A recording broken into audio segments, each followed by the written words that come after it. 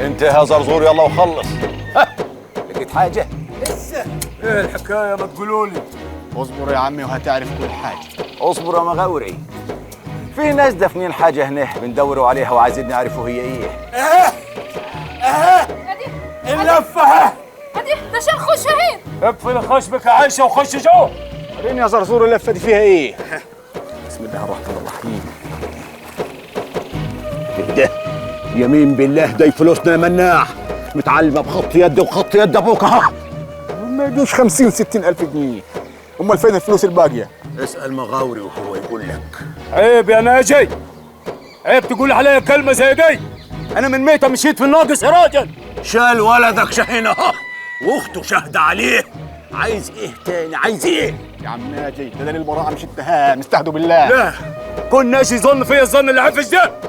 دي وحدها تحرم لساني يخاطب لسانه العمر كله. ما تتزعجش كده، احنا طلعنا نفتش على الفلوس في السر، لكن وعزة جلالة الله وحق رقدة اخوي في المستشفى الموضوع ده ما هيعدي على خير حتى لو طارت فيه رقاب. يا عم ناجي قلنا استهدوا بالله، ده ملعوب قلت لك.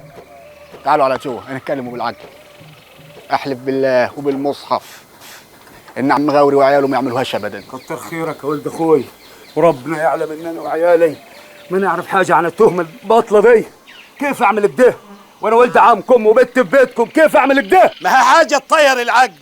او من ميتة يعني دياب بيجي هنا من اساسه عشان يشوف شاهين بيدفن الفلوس وما الفلوس. الحاج دياب قال ان دي حاجه ميته او سقط مولود، لكن همام هو اللي خمن انها تكون فلوس الكبير.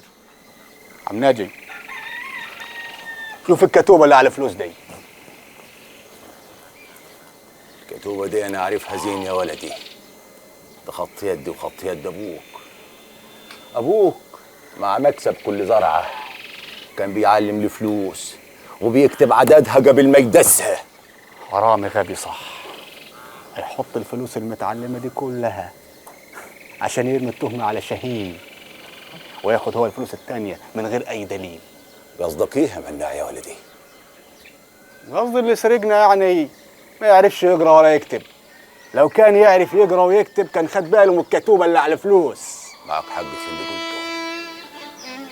مغاوري وشاهين وشعبان بيعرفوا القرايه والكتابه، تفوتني ازاي دي؟